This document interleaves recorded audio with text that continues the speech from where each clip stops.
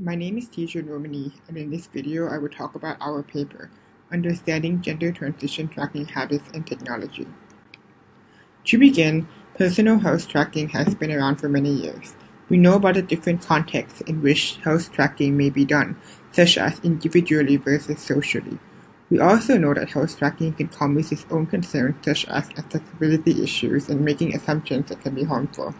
For example, apps may assume that all users want to lose weight, which may exacerbate eating disorders for those who have them.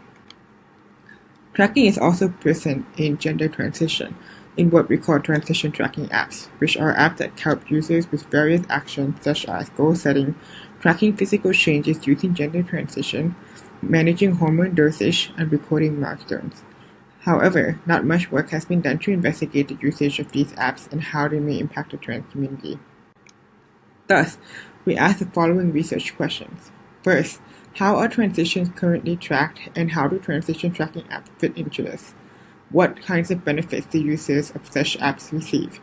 And second, who are transition tracking apps designed for and who are excluded? How might such apps better serve the trans population, and what assumptions do these apps make of their users?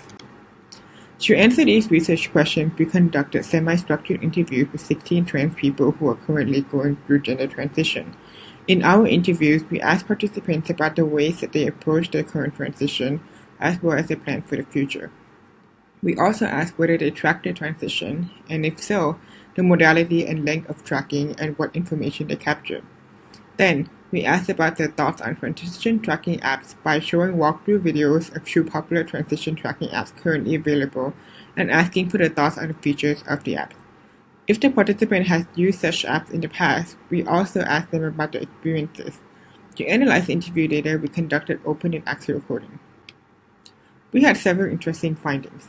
First, we found that people tracked a variety of information that were directly or indirectly related to their transitions. This information could include records of outward physical changes such as photographs, blood test results, voice recordings to track changes due to voice training and/or hormones, and measurements of body parts. People also tracked the goals that they wanted to achieve and their progress in moving towards these goals. Other information that are directly related to transition may include plans for social transition, such as who to come out to, or the steps and documentation needed for changing legal documents. The information may also be less directly related to transition, such as financial goals, for instance, saving for gender-affirming surgery, or more emotional states and events through journaling and mood tracking. As mentioned earlier, many participants track records of their physical changes, and this can be useful for them. However, this is not universal. For other participants whose transitions did not happen as expected, this may not benefit them or may even cause harm.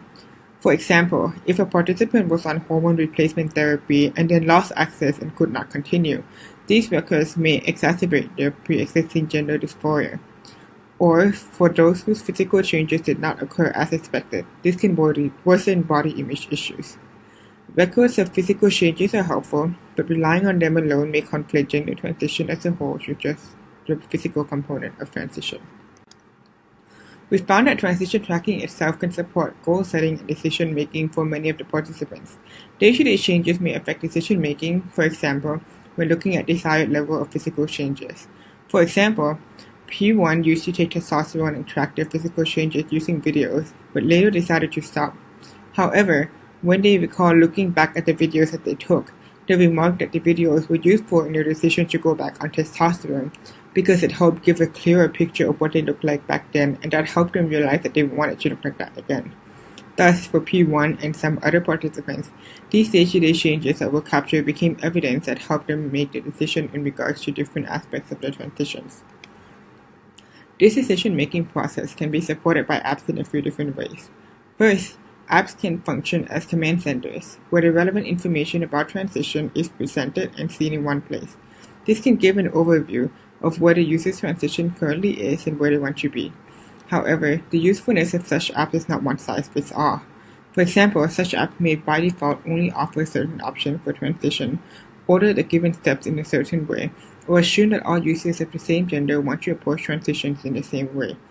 In addition, many participants noted that the app seemed to be more useful earlier on in transition, and that the utility decreases the further along in transition they are.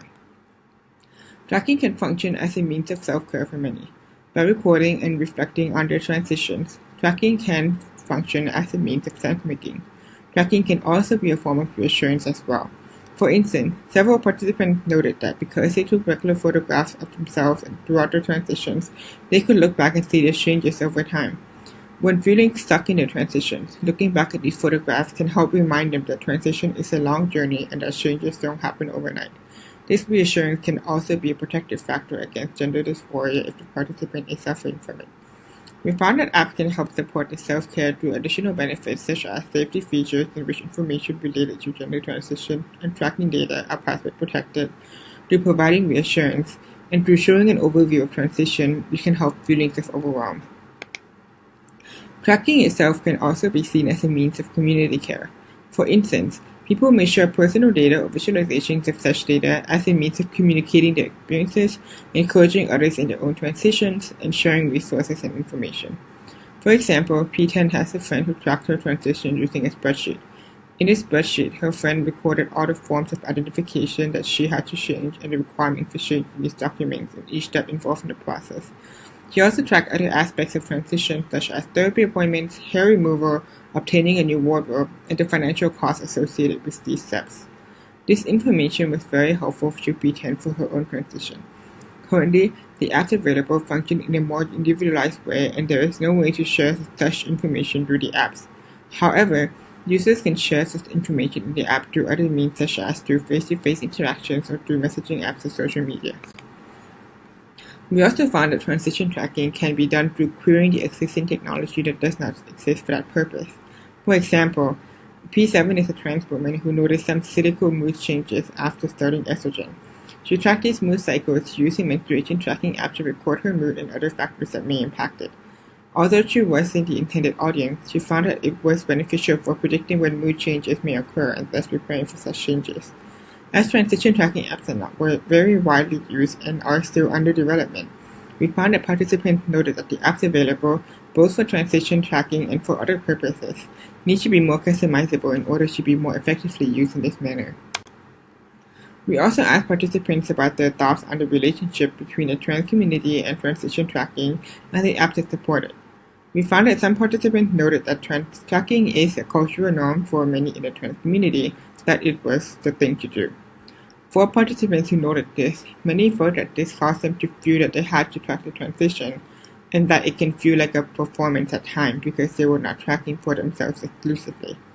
Other participants noted that some in the trans community may be resistant to adopting transition tracking apps because they pose a different way of sharing information and resources than the ways that they were used to, which is much more personal and relational. Transition tracking apps are also seen as more individualistic due to the lack of social component and thus are more for those who may lack the access to information and resources provided by others in the community.